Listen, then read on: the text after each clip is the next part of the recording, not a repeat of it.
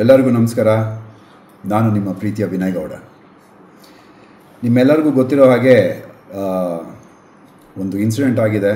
And ಈ video ಮಾಡ್ತಿರೋದು ಏನಕ್ಕೆಂದರೆ, ಕರ್ನಾಟಕದ ಪ್ರತಿಯೊಬ್ಬರಿಗೂ ನನ್ನ ಕಡೆಯಿಂದ ಕ್ಷಮೆ ಕೇಳಬೇಕಾಗಿತ್ತು. ದಯವಿಟ್ಟು ಕ್ಷಮಿಸ್ಬಿಡಿ. ಕಳೆದ 4 ದಿನಗಳಿಂದ ನೀವು ಟಿ ವಿನಲ್ಲಿ, ಯೂಟ್ಯೂಬ್ನಲ್ಲೆಲ್ಲ ನೋಡಿರ್ಬೋದು, ಒಂದು ಮಚ್ಚಿನ ಕತೆ ನಡೀತಾ ಇದೆ.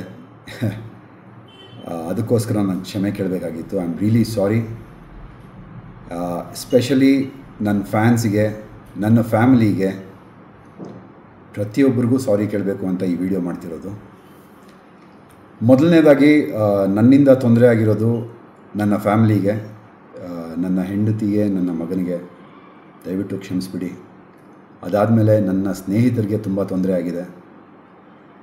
ಚೇತನ್, ಶಂಕರ್, ಸೀನಾ, ಸಾಕಷ್ಟು ಜನರು ದಿನ ರಾತ್ರಿ ಅಂತ ನೋಡ್ದಿರ ಜೊತೆಯಲ್ಲಿ ನಿಂತ್ಕೊಂಡು, ಪೊಲೀಸ್ ಸ್ಟೇಷನ್ ಹತ್ರ ನಿಂತ್ಕೊಂಡು, ಸೆಂಟ್ರಲ್ ಜೈಲ್ ಹತ್ರ ನಿಂತ್ಕೊಂಡು ನಮಗೋಸ್ಕರ ಕಾಯ್ಕೊಂಡಿದ್ದು ತುಂಬ ತುಂಬ ತುಂಬ ಹೆಲ್ಪ್ ಮಾಡಿದ್ದಾರೆ. ನಮ್ಮ ಅಕ್ಕ ಅಪರ್ಣಕ ಮತ್ತು ನಮ್ಮ ಭಾವ ತುಂಬ ಓಡಾಡಿದ್ದಾರೆ. ಈ ಒಂದು ಪ್ರಕರಣಕ್ಕೆ ತುಂಬ ಹೆಲ್ಪ್ ಮಾಡಿದ್ದಾರೆ. ಆ್ಯಂಡ್ ನನ್ನ ಪ್ರೀತಿಯ ಮಾಧ್ಯಮ ಮಿತ್ರರಿಗೆ ಕ್ಷಮೆ ಕೇಳಬೇಕಾಗಿದೆ. ದಯವಿಟ್ಟು ಕ್ಷಮಿಸ್ಬಿಡಿ. ನನ್ನಿಂದ ತಪ್ಪಾಗಿದೆ ಅಂದರೆ ಒಂದು ಮಾಡಬಾರ್ದಂಥ ಒಂದು ಮಚ್ಚನಿಟ್ಕೊಂಡು ಮಾಡಿರೋ ವಿಡಿಯೋ ಇಂದ ಇಷ್ಟೆಲ್ಲ ತೊಂದರೆ ಆಗಿದ್ದು. ಸೊ ದಯವಿಟ್ಟು ಕ್ಷಮಿಸಿ.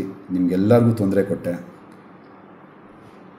ಈ ಒಂದು ವಿಷಯ ತುಂಬ ದೊಡ್ಡದಾಗಿ ಬ್ಲೋ ಅಪ್ ಆಗುತ್ತೆ ಅಂತ ನನಗೆ ಗೊತ್ತಿರಲಿಲ್ಲ.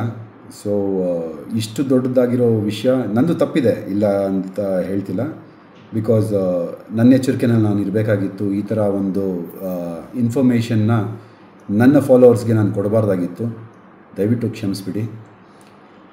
ಆ್ಯಂಡ್ ಸಾಕಷ್ಟು ಸಪೋರ್ಟು ಮಾಡಿದ್ದೀರಾ. ನನ್ನ ಬಗ್ಗೆ ಮಾತಾಡಿರೋವಂಥ ಮಾತುಗಳನ್ನೆಲ್ಲ ನೋಡಿದೆ. ನನಗೇನು ಬೇಜಾರಾಗಿಲ್ಲ. ನೀವು ಮಾಡಿರೋದು ನಿಮ್ಮ ಕೆಲಸ. ನನ್ನ ಕಡೆಯಿಂದ ಕ್ಷಮೆ ಇರಲಿ ಅಂತ ನಾನು ಕೇಳ್ತಾ ಇದ್ದೀನಿ.